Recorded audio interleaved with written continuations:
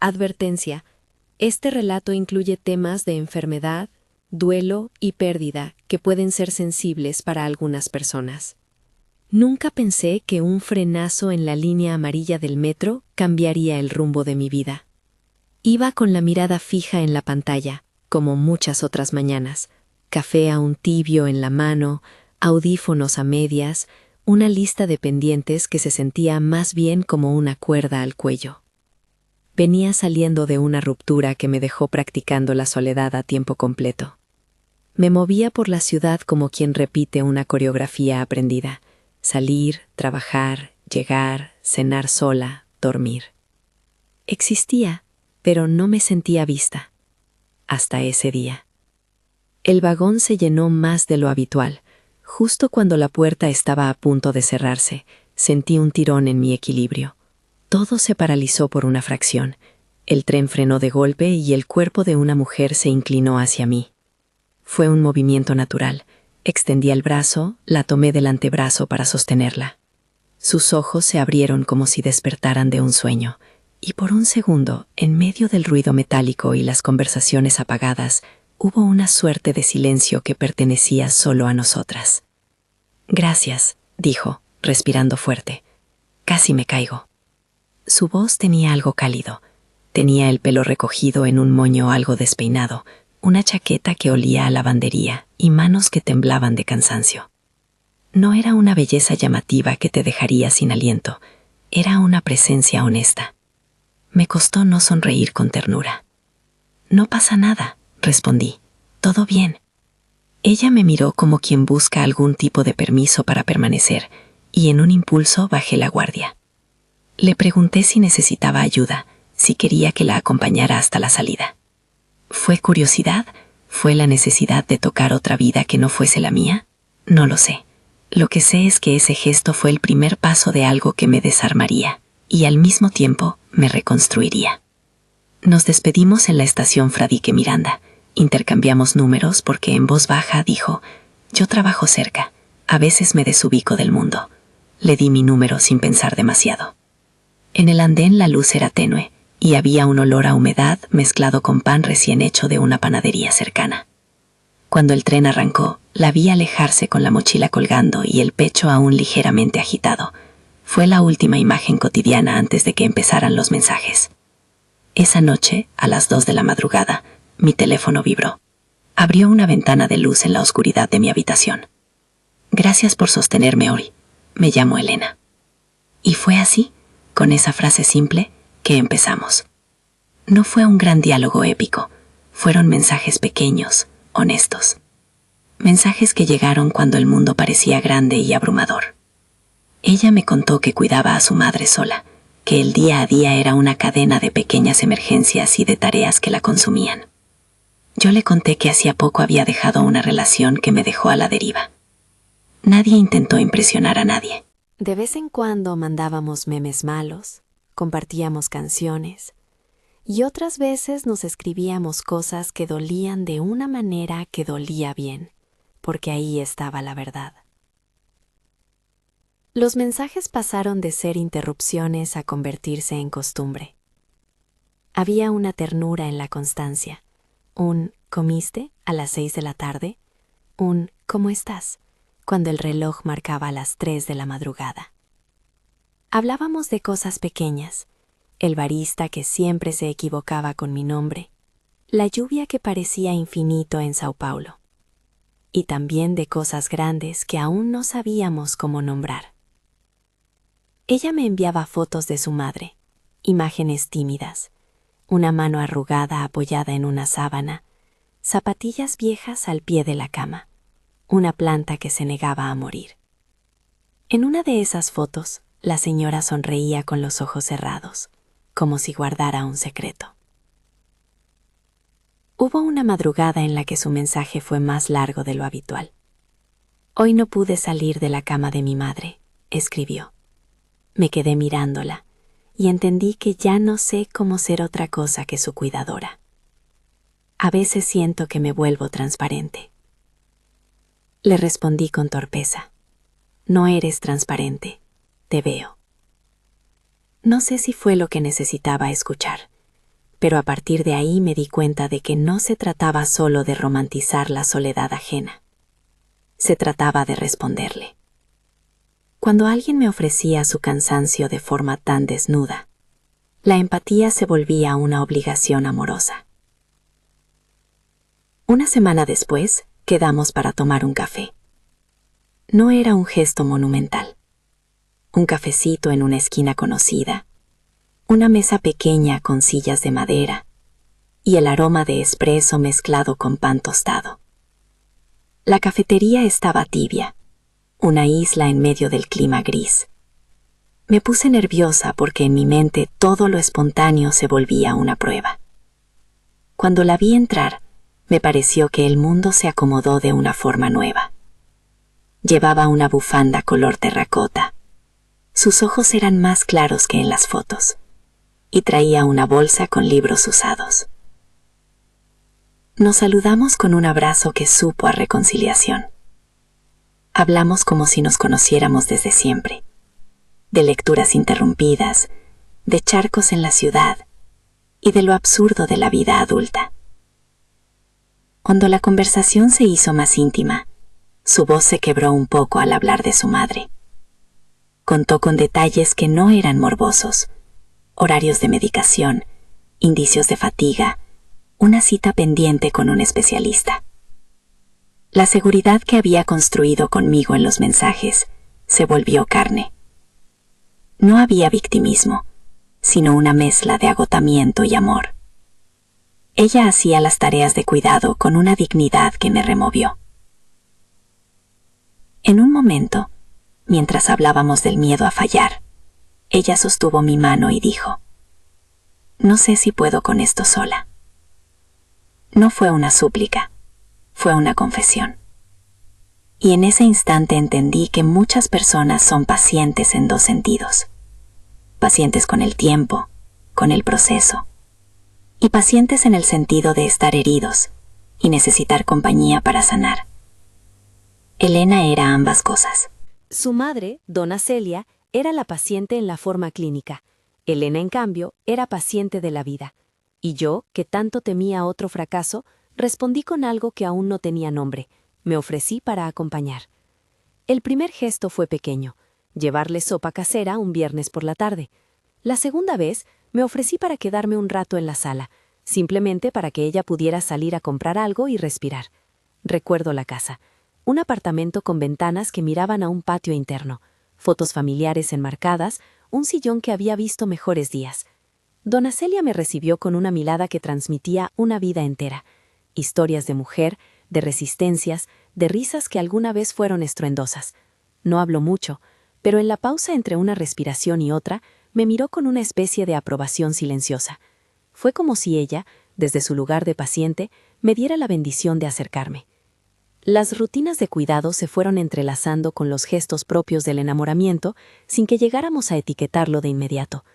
Había tardes en las que nos mirábamos a punto de reír y otras en las que nos mirábamos y la risa no llegaba porque la fatiga era más fuerte. Pero incluso en esos días grises había una ternura que se metía en lo cotidiano: ponerle una manta a Dona Celia, acordar quién llamaba al médico, repartir las tareas domésticas como si fuéramos una pareja que empezaba a entrenar un idioma común.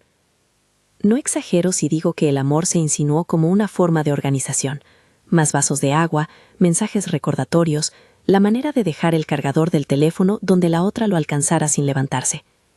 Hubo noches en las que me quedé hasta tarde yendo y viniendo entre la cocina y el cuarto, vigilando pequeños signos que no eran médicos y por tanto no estaban en ningún manual: que la manta no se quitara, que la luz del pasillo no quedara encendida, que la música que gustaba a Dona Celia siguiera sonando a volumen bajo.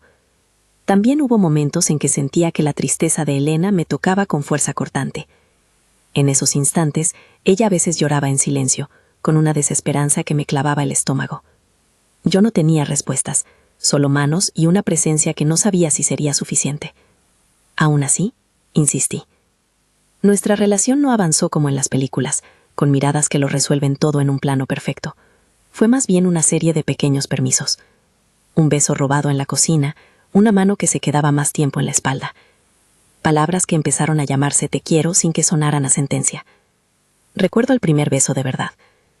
Fue después de una tarde larga en el hospital, al volver a su casa. Habíamos hablado poco en el taxi.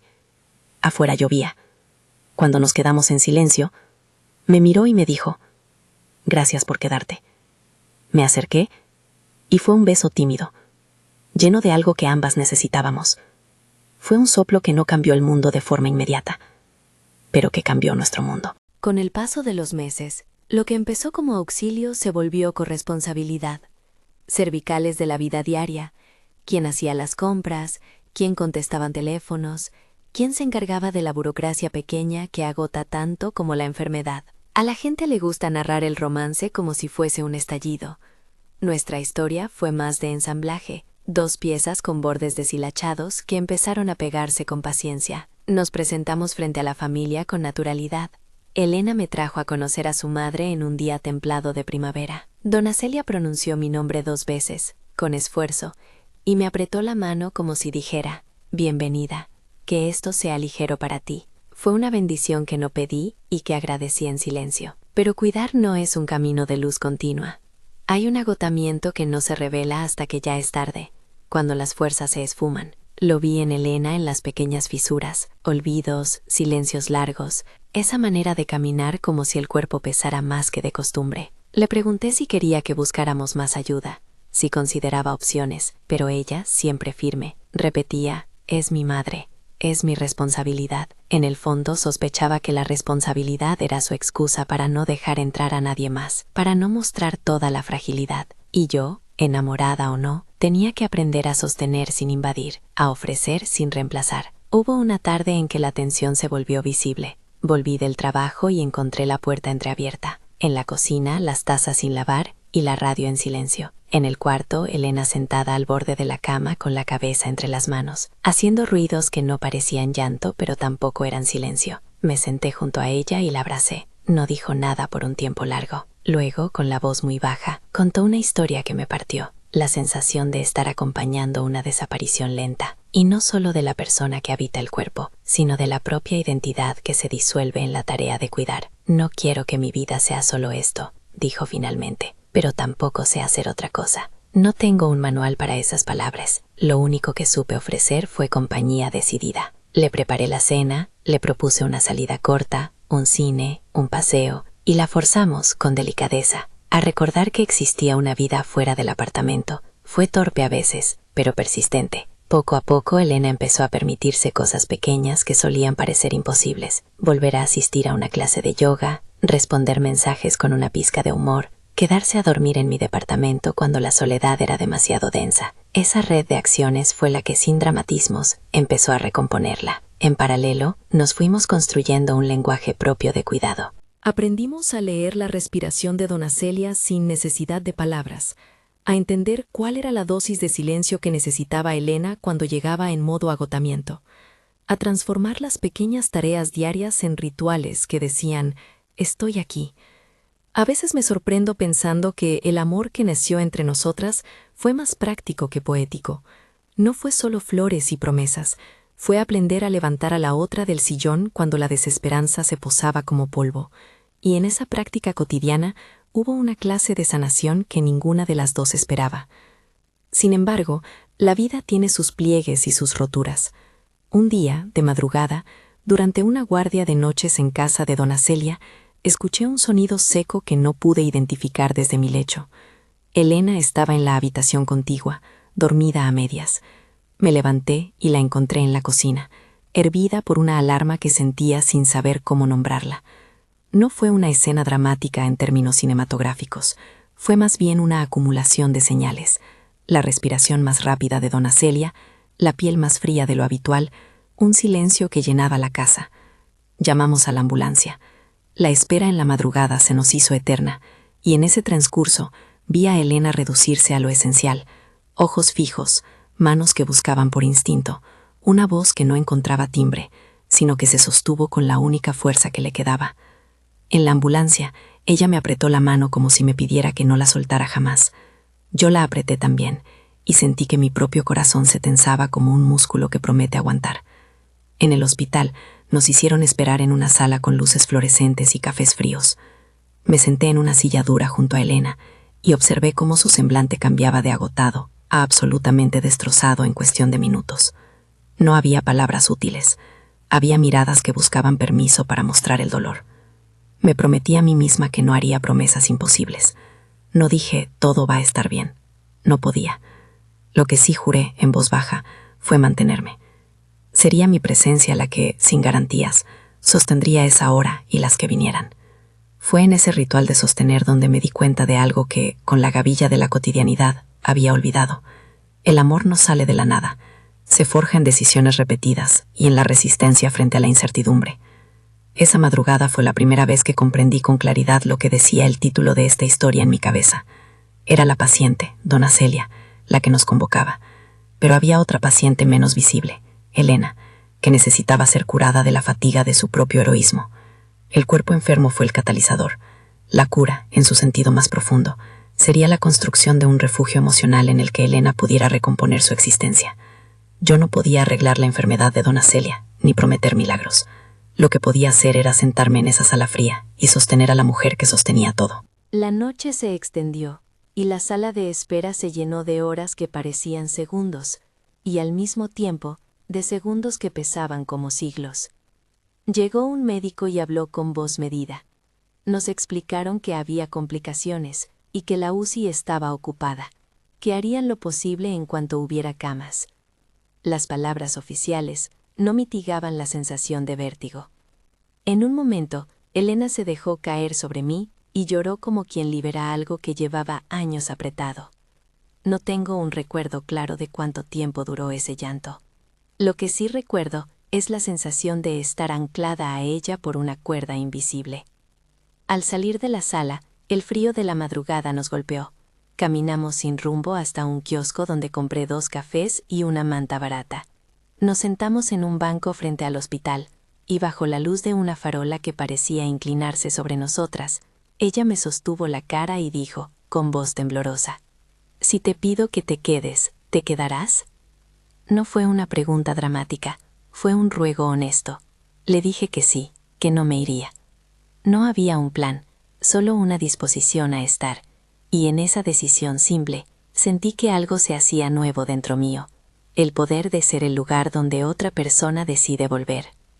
A la mañana siguiente, el mundo no cambió su ritmo. Los noticieros trajeron sus problemas habituales. La ciudad volvía a latir con su precisión inhumana. Pero en esa continuidad, algo en nosotras empezó a moverse. Entre llamadas al hospital, horarios de visitas y conversaciones con médicos, fuimos aprendiendo a convivir con la incertidumbre. Me ofrecía a organizar turnos para que Elena pudiera dormir más, a llevar documentos, a hablar con la enfermera cuando hacía falta. Todo era pequeño, pero en su suma, construía un tejido que, poco a poco, nos parecía suficiente para no desmoronarnos. La vida siguió, con fragmentos felices escondidos entre la rutina de cuidados. Una tarde en la que llevamos a doña Celia al parque y la vimos disfrutar del viento como si fuera una fiesta. Una noche en que reímos hasta quedarnos sin aire por algo absurdo. La instalación de una pequeña estantería donde colocamos fotos que narraban nuestra extraña progresión desde el vagón del metro hasta allí. Me acostumbré a decir nosotras en voz baja y sentir cómo esa palabra se volvía una casa. Y aún así, una parte de la historia permanecía pendiente.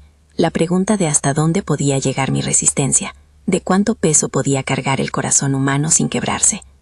Había señales de alarma que no quería nombrar en voz alta, porque temía hacerlas reales, pero el tiempo no espera a que uno respire hondo. Una noche, varios meses después, el teléfono de Elena sonó con una urgencia que no permitía segundas lecturas. El tono era seco. La voz del otro extremo era de alguien que decía, «Vengan rápido». En el ascensor del hospital, con la luz roja titilando, supe que la historia que había empezado con un frenazo en el metro estaba a punto de entrar en un tramo que requeriría más que compañía. Me aferré a su mano, y en ese gesto sentí que todo lo que habíamos construido hasta entonces se pondría a prueba. La puerta de urgencia se abrió, y el olor a desinfectante nos recibió como un abismo. En la camilla, la escena fue rápida y contenida. Enfermeras que se movían con precisión, miradas que decían más que las palabras. Nos pidieron que esperáramos. Elena se hundió en mí y dijo algo que me heló. «No quiero perderla». Su voz era un hilo.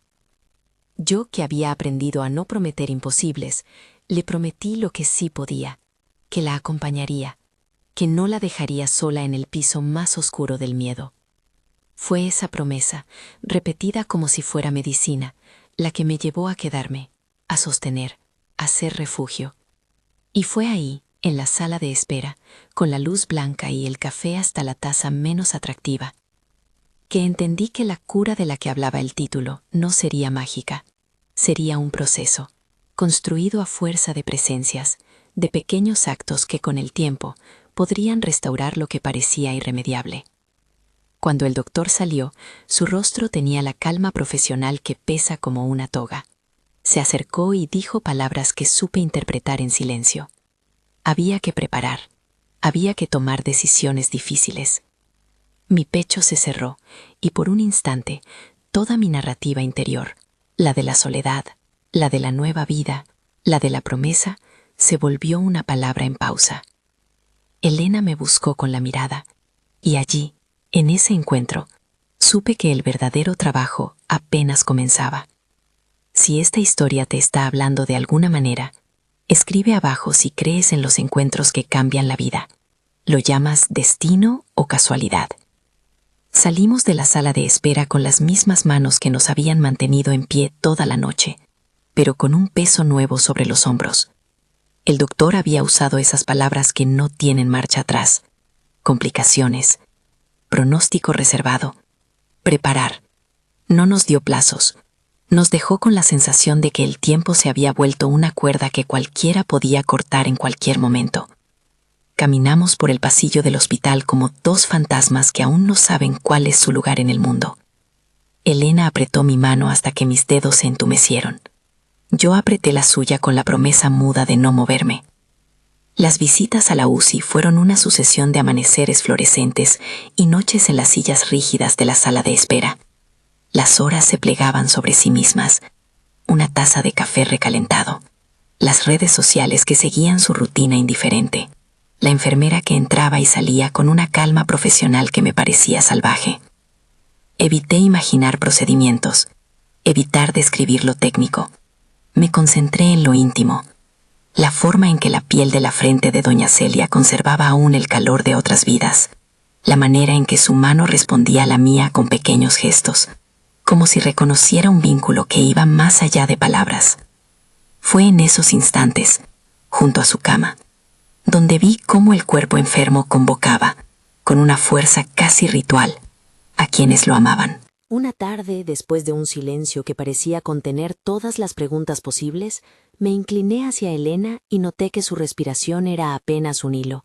Sus ojos tenían un brillo vidrioso y en ellos vi ese paisaje conocido de agotamiento que había empezado a reconocer como su sombra. No había actitudes grandilocuentes, solo una confesión. Tengo miedo. La voz le tembló como una campana. Yo no pude prometer certezas, pero la abracé con la única medicina que sabía administrar, presencia. Le dije que la iba a acompañar, que la noche no la tomaría sola. Fue en esa promesa repetida, sin heroísmos, donde confirmé lo que ya intuía. Mi lugar no era arreglar la enfermedad, sino sostener a quien sostenía. La UCI nos enseñó muchos silencios. Aprendimos a escuchar el latido de los monitores como si fueran una partitura ajena que dictaba esperas. Mirábamos el techo y hablábamos poco. Cuando la garganta se nos llenaba de preguntas, contábamos anécdotas pequeñas para no sucumbir. Historias de la juventud de Dona Celia, alguna travesura que la familia recordaba con una risa triste, cómo en una época había insistido en cocinar sin receta y terminado usando media ciudad como comensales. Esas historias eran un antídoto contra la idea de que la muerte borraba todo. Nos mostraban que la vida de quien se iba había sido amplia y compleja, llena de detalles que merecían ser narrados. Hubo un momento que guardo con un pudor casi sagrado. Entré en la UCI en el turno de la tarde y encontré a Elena sentada junto a la cama, sosteniendo la mano de su madre. Sus dedos se movían despacio, como si leyeran el contorno de una vida. Se volvía hacia mí con la sonrisa rota y me dijo: ¿Te acuerdas cuando me juraste que te quedarías? No hubo espacio para drama. Fue una pregunta que traía en sí la necesidad de ser confirmada. Me acerqué, me senté y apoyé la frente en su hombro. Casi sin respirar le susurré que sí, que no me movería. Esa noche dormí en la sala de espera sobre una manta que me habían prestado, y en mis sueños volvía una y otra vez la imagen de su mano apretando la mía. La llegada del final fue paradójicamente silenciosa. No hubo un momento cinematográfico de luces y tambores, fue más bien una sucesión de amaneceres que se volvieron más pálidos, de respiraciones que se alargaban y de miradas que se negaban a desprenderse. En la última noche, la habitación se llenó de familia, fotografías enmarcadas, cartas, flores que alguien trajo para alegrar una cama que ya no respondía a alegrías. Nos sentamos en torno a Dona Celia con un respeto que tenía algo de milagro. Estábamos presentes sin pretender apurar nada, permitiendo que la vida hiciera su mínimo tránsito. Cuando la enfermera me acercó para que sostuviera su mano, la piel estaba más liviana de lo que esperaba, como si una parte de ella ya hubiera emprendido otro camino. Elena se quedó en la cabecera, y de pronto, en un susurro que era todo lo contrario de la fuerza que había mostrado hasta entonces, dijo palabras que siempre guardaré. Gracias, mamá. Fue una frase breve, de despedida y de gratitud mezcladas. La boca de Dona Celia se curvó apenas, como si reconociera que la misión de amar había dado frutos. No voy a intentar describir el instante con detalles médicos. Prefiero decir que hubo una pausa en el mundo y que en esa pausa sentí que algo se había quitado y otra cosa había quedado expuesta, el dolor limpio del duelo. La reacción de Elena después fue brutal y humana. Primero un jadeo, luego un llanto que no se detuvo. Fue el grito que algunas veces imaginamos como la liberación de algo que nos aplasta, un alarido que no pedía consuelo, que exigía reconocimiento. La vi doblarse sobre sí misma y vi cómo su cuerpo, hasta entonces erguido por la responsabilidad, cedía a la gravedad del sufrimiento. Me acerqué y con la torpeza de quien no quiere empequeñecer el dolor ajeno, me senté a su lado y la sostuve. No hubo palabras útiles, solo la inmensa necesidad de estar. Y estuve. La abracé hasta que su respiración comenzó a encontrar un ritmo distinto, hasta que el llanto se transformó en sollozo, y el sollozo en un susurro que pedía memoria. Los días que siguieron al fallecimiento fueron una mezcla extraña de movimiento y parálisis. Estuvimos en el velatorio, rodeadas de gente que venía a aportar recuerdos, a entregar condolencias que a veces sonaban demasiado pequeñas frente a la magnitud de la pérdida. Vi a la familia de Elena con expresiones que eran mapas de lo mismo que sentíamos: sorpresa, cansancio, una ternura que se activaba automáticamente ante la ausencia. Celebramos la vida de Dona Celia con palabras que intentaban atar los extremos, reír por alguna anécdota y llorar por lo que ya no tendría lugar. Siento que en esos días aprendí algo esencial sobre el duelo, que no es una línea recta ni una etiqueta suave. Es un espacio lleno de contradicciones que hay que atravesar con compañía. El entierro fue sobrio y bello, sin dramatismos, con música que a Elena le gustaba y flores que parecían querer cobijar la tierra. Recuerdo su grito cuando se cerró la tapa. Fue el sonido de alguien que está perdiendo la última medida de control. Lo sentí como una onda que nos atravesó a todas. Ahí, en ese lugar, juré en silencio que no dejaría que el aislamiento se transformara en un modo de vida para ella. Prometí pequeñas cosas que después hice realidad: cocinar los domingos, mandarle mensajes a horas odiosas, recordar pagar facturas que en ese momento le parecían montañas. Los primeros meses fueron un aprendizaje feroz de la fragilidad humana. Había días en que Elena salía de la cama como quien sale de una cueva, con cautela, con temor a mirar directamente la luz. A veces desaparecía por horas, y yo la buscaba físicamente, porque sabía que la soledad podía ser una trampa. Le ofrecí mis llaves y le dije que la casa era de las dos si quería. Al principio me replicó con una sonrisa pequeña, casi disculpándose por ocupar el espacio ajeno. Luego aceptó, y poco a poco empezamos a transformar el apartamento en un hogar compartido consciente de la memoria. No falsificamos la alegría. El primer mes hubo noches de llanto y mañanas en que la rutina era simplemente existir y esperar que la marea no la arrastrara. Construir después de la pérdida no fue borrar, sino aprender a llevar la ausencia.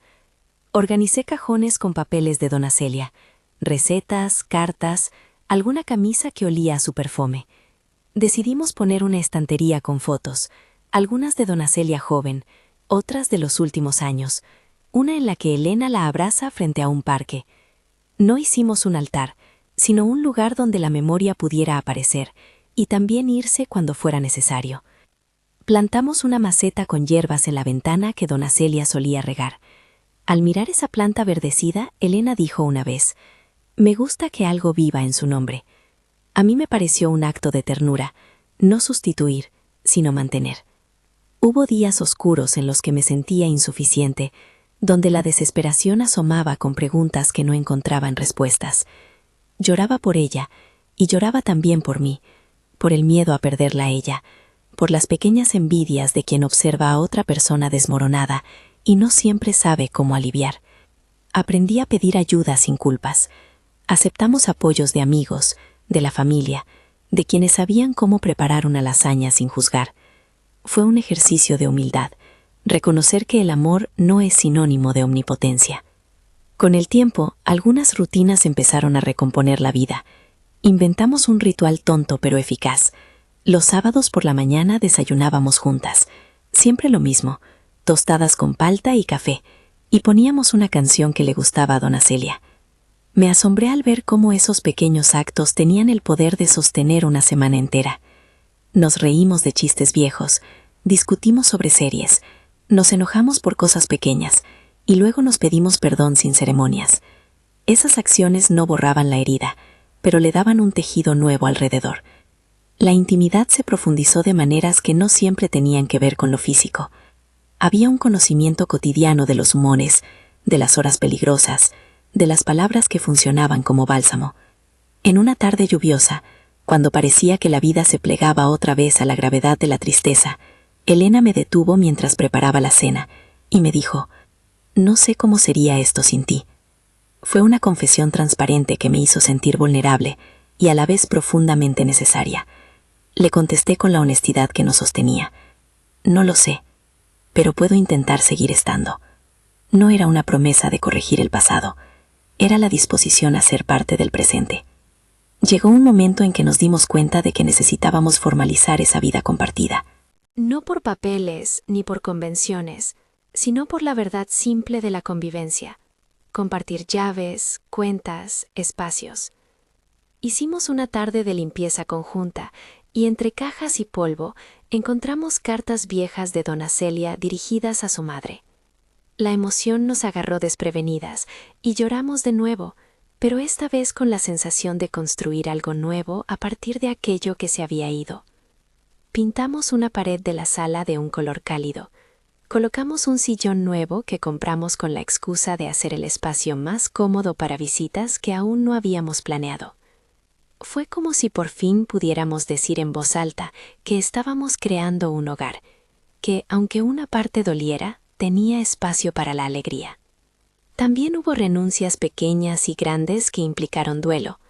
Elena devolvió algunas llamadas, se permitió salir a tomar un vino con una amiga, volvió a buscar una clase de baile que le gustaba de joven. No todo fue lineal ni perfecto. Hubo recaídas, noches en que el silencio la vencía. Pero poco a poco la frecuencia de esos episodios disminuía. La risa reaparecía con más naturalidad, y cuando lo hacía, yo la recibía como si fuera aire nuevo. Me di cuenta de que el proceso de sanación no tenía tanto que ver con olvidar, sino con aprender a llevar el peso de la pérdida con manos compartidas. Entre las cosas que hicimos para cuidar el uno del otro, hubo conversaciones decisivas sobre futuro. Caminamos por la ciudad una tarde de otoño y hablamos de cosas sencillas: si queríamos plantas en la ventana, si preferíamos cortinas oscuras, si tendríamos gatos. Elena, con una sonrisa que me parecía una conquista, propuso que hiciéramos un viaje corto en la próxima fecha que marcara el calendario. No era una huida, sino una reconfiguración. Permitirnos salir del perímetro del dolor para ver el mundo con ojos menos cansados. Reservamos un fin de semana en una casa cerca de la playa. No planeamos grandes expectativas, solo caminar, dormir y leer. El viaje fue un bautismo de otra vida. Nos descubrimos capaces de reír por cosas pequeñas sin sentir culpa. Con el tiempo, la palabra nosotras dejó de ser una fantasía tímida. Empezó a ser un pronombre que sostenía planes, proyectos y pequeñas rutinas nocturnas. Arreglamos el balcón, pusimos una hamaca, compramos plantas y las fuimos nombrando con bromas tontas. Colgamos una foto de dona Celia en una repisa central. no como una ausencia que oprime, sino como un recuerdo que convive con nosotros. Hablamos de cómo querríamos recordar, de qué nos parecía justo mantener de su legado. Fueron conversaciones donde la ternura y la practicidad convivían sin sobresaltos. Al cabo de unos años, cuando el duelo ya no tiraba la casa abajo, pero seguía siendo un huésped presente, fuimos capaces de mirar atrás con una mezcla de dolor y gratitud. Me sorprendía ver cómo algo que empezó con un frenazo en un vagón de metro se había convertido en la trama de una vida entera. El accidente cotidiano que me obligó a sostener a una desconocida había sido en realidad el inicio de un cuidado compartido que supo transformarnos. Comprendí con una claridad feroz que el título con el que guardé esta historia era cierto, pero no como la gente suele leerlo. Dona Celia fue la paciente que nos convocó, pero la verdadera cura de la que hablo en voz alta no fue física. El amor que nació entre nosotras no borró la enfermedad ni detuvo la muerte. Lo que hizo fue ofrecer refugio y reconstrucción a un corazón exhausto. No quiero que suene a romanticismo barato. El amor no es una panacea. No puede prometer la supervivencia ni reemplazar la medicina. Lo que sí hizo fue lo que más cuenta en las noches largas: estar. Ser la presencia que dice «estoy aquí», cuando la vida parece haberse vuelto inhóspita. Fue la mano que tomó otra mano en la UCI, la voz que pidió una manta a las 3 de la mañana, la presencia que se negó a abandonar. Ese tipo de amor es una cura en el sentido emocional y existencial. Repara aberturas, costura rupturas y permite que la persona vuelva a situarse en el mundo con sentido y compañía. Con el paso de los años, nuestra relación se fue solidificando en la cotidianidad. Celebramos aniversarios pequeños, el día que nos conocimos, el día que firmamos un contrato de alquiler, con la misma profundidad con la que alguna gente celebra bodas. Hicimos rituales propios, escribir tarjetas en el cumpleaños de Dona Celia, preparar su plato favorito el día en que solía cocinar para la familia, plantar una flor en el mes en que hubiese cumplido. Estas acciones no pretendían sustituir, sino honrar. Nos daban un lugar donde depositar memoria y continuidad. A veces alguien me pregunta si no temo que el recuerdo me arrastre. Respondo que no se trata de evitar recuerdos, sino de alojarlos en un espacio que permita seguir. No quiero convertir el pasado en un mausoleo. Prefiero que sea un jardín donde crezcan cosas nuevas. Y así, con la lógica de pequeños cuidados, nos fuimos dando permiso para vivir de nuevo. Nos permitimos enamorarnos sin avergonzarnos, reír sin pedir perdón, soñar sin sentir que traicionamos. Si hay algo que me gustaría que quedara claro al final de este relato, es lo siguiente. El amor me salvó en un sentido profundo, no milagroso. Me salvó de la soledad, del anclaje al dolor sin salida, del silencio que devora. Me dio un lugar seguro donde recomponer mis piezas rotas. Y a Elena, que había sido paciente de la vida tanto como hija cuidadora, le devolvió la posibilidad de ser solo ella otra vez, de existir con deseos propios, con proyectos, con distracciones tontas y con planes modestos. Esa fue la cura que no aparece en los titulares, pero que sostiene el día a día. A veces me sorprendo mirando el vagón del metro en mis recuerdos y pensando en lo frágil que es la línea que separa la rutina de un cambio radical. Un frenazo, un gesto reflexivo y 2 números intercambiados. En la ciudad, las vidas se rozan sin saberlo. Somos casi vulnerables a los encuentros. Una empatía, una mano extendida y el resto del camino se vuelve diferente. No quiero romantizar la tragedia ni invisibilizar el dolor. Solo quiero decir que, si alguna vez sostuviste a alguien, si alguna vez decidiste quedarte, quizá estés sin saberlo, cambiando una vida. Para quien esté viendo esto y lleve un peso parecido, no minimizo tu dolor ni te ofrezco soluciones fáciles. Solo comparto que permanecer puede hacer la diferencia. Si esta historia te tocó, compártela con alguien que necesite esperanza. Y si tienes una experiencia parecida, cuéntala abajo. Me gustaría leer cómo un encuentro cambió tu rumbo. Si quieres seguir escuchando historias así, suscríbete para que podamos encontrarnos de nuevo en otras voces que también saben de pérdidas y de reconstrucciones. Gracias por acompañarme en este relato. Si te interesa, en la descripción encontrarás recursos y líneas de ayuda para quienes estén atravesando duelos intensos. No soy experta, solo quien pasó por ello y quiere tender una mano. Y si decides escribir, prometo leer y cuando pueda responder. Porque al final, eso es también cura, sentirse visto y sostenido.